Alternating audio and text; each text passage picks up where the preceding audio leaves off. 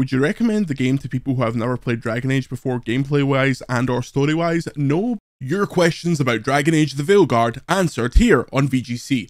I'm Jordan Midler and I've just published my review of Dragon Age the Veilguard, which you can go and read after this video, but I asked if you had any questions about the game that I could talk about in this review Q&A, so I've got some on X, Blue Sky, and on Discord, which you can get access to on patreon.com/videogameschronicle. First question from J Puffed. He asks, what is one thing the game improves on compared to those that came before, and one thing you wish it did better?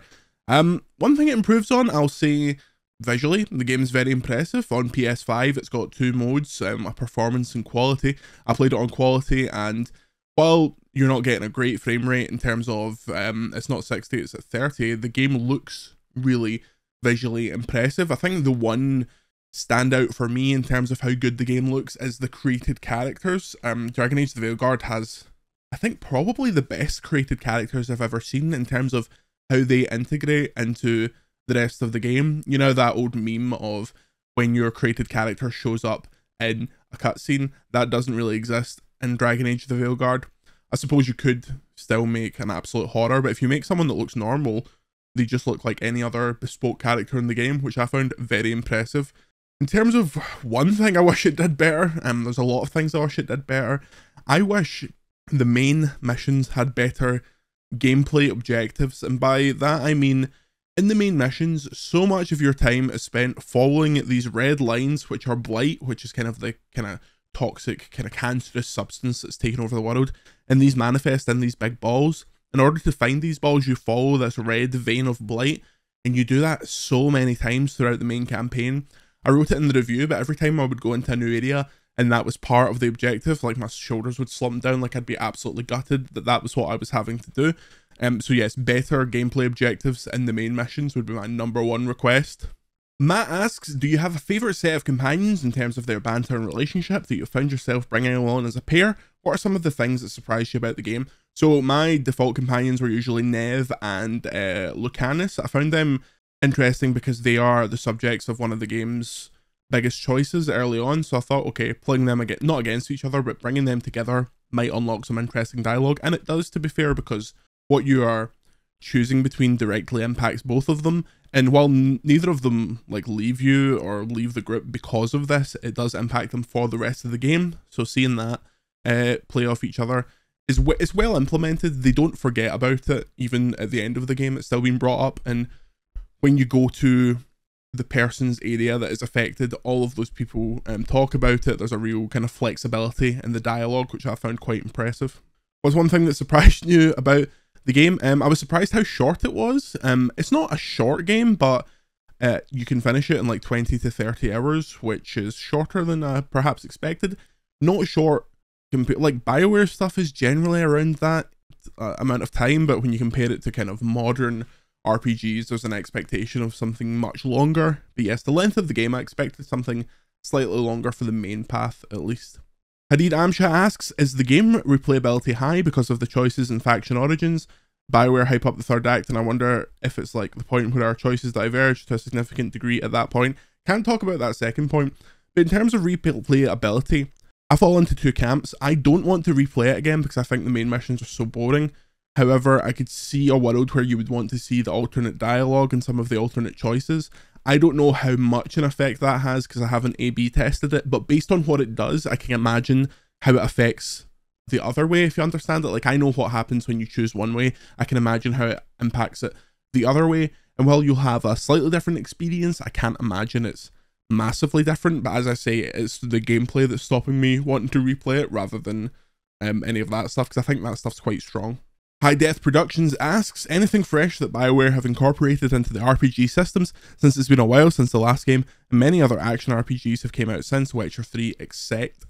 In terms of new things it does, there's not a hell of a lot. It feels quite dated from a gameplay perspective, as I wrote about in the review. I think people, it feels like Dragon Age the Veilguard, if it had came out as a direct sequel to Inquisition, but follow my logic, if it came out in the PS4 generation a couple of years after Inquisition, in the same way that 1, 2, and 3 for the Mass Effect series came out in that length of time, it would feel like a cool evolution. but it does not feel like this series has been away for a decade. Oh my god, it's back kind of thing. Gameplay is much more, the actual gameplay is like much more action oriented, but specifically with RPG systems, there's not much RPG in the RPG. Like, there's no real persuasion system. You're not upgrading those kind of stats. Your stats are very kind of combat focused, which I think is a bit of a mistake, but it's the way Bioware decides to make these. So yeah, it's not a bastion of RPG innovation, sadly. Thomas Mellish, do you need to watch a big refresher on Inquisition before diving in, or do they do a good job filling in people and what they might not have played? Also, it might be too soon, but PS5 Pro performance of the game is something I'm interested in. Can't talk about that second part, but in terms of the diving in, I would watch like maybe like a 5-10 minute video on YouTube about Inquisition to get yourself freshened, but the game does start with options for you to choose what happened in your version of Inquisition. It's only like 3 or 4 choices, but it has dialogue implications in the game. That's all you really need. The game doesn't overdo it with the, oh, do you remember what happened in Inquisition? But the stuff that's there is nice. I think that stuff's handled quite well, especially in regards to returning characters, cameos, things like that. But yeah, a quick précis of what happened in Inquisition would be good, but far from essential. Christar, would you recommend the game to people who have never played Dragon Age before, gameplay wise and or story wise? No, but not because I think that you'd need Dragon Age prior knowledge to really get out of it. I just think there's better things to be playing this year. Maybe eventually, certainly not at full price. Sean Ziedler, Steam Deck performance, I do not know, but one Andy Cortez from Kinda Funny has been playing on Steam Deck, so go and check him out. Kieran over on Blue Sky asks, how much of an impact do your decisions make on the main story? Cosmetically, they make quite a big impact, but I don't think structurally they make all that big of an impact. How good is the side mission content? Well written, but gameplay wise and the things you're actually doing, lacking, which is honestly, that is the thesis statement for this entire game. The writing stuff, the companion stuff, the characters, all great. The gameplay falls down for me, I'm afraid. Is it a standalone story or a continuation from Inquisition and its DLC? It's a continuation from Inquisition and its DLC.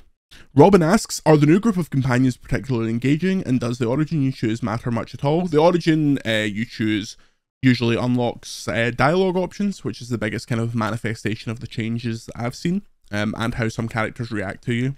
I actually think the new companions are very good. I think it's the best group they've made since that really great Mass Effect 2 group. So yeah, I think the companion missions that each of them have are the best things in the game because they stray away from the really tedious, boring main mission stuff. The side content in terms of little missions you're picking up in towns and stuff like that aren't as good, but when it's you as Rook and the other really fleshed out companions, that's when it's like at its absolute best. That is, like I mentioned in the review, the glimpses at the much better game that this game doesn't quite get to.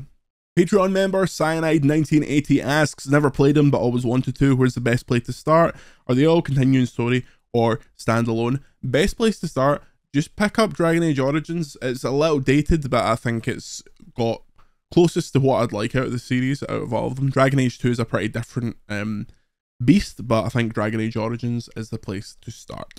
Viva La Haze asks, has BioWare managed to avoid the Bethesda issue where they're still making the same style of game they were making 10 years ago, but, that was verging on being outdated then, but is painfully so now? No, they have fallen exactly into this trap, and when you put that message into the Discord yesterday, I had a strained chuckle to myself, because that is largely the problem. It is a dated game from a gameplay perspective. As I say, if someone's coming to Dragon Age just for the story stuff and just for the character stuff, and they don't really care how it plays, they just want to see more of these characters they like, they're probably going to have a much better time than I had. But as an action RPG, first and foremost, I don't think it works. And that's it. Thanks for checking out our Dragon Age The Veilguard review Q&A. You can check out my review on VGC and find out why I gave it 3 out of 5 stars. Remember to like this video, it helps us out a lot. And if you're interested in more VGC, you can check out patreon.com/videogameschronicle. Thanks for watching, see you later.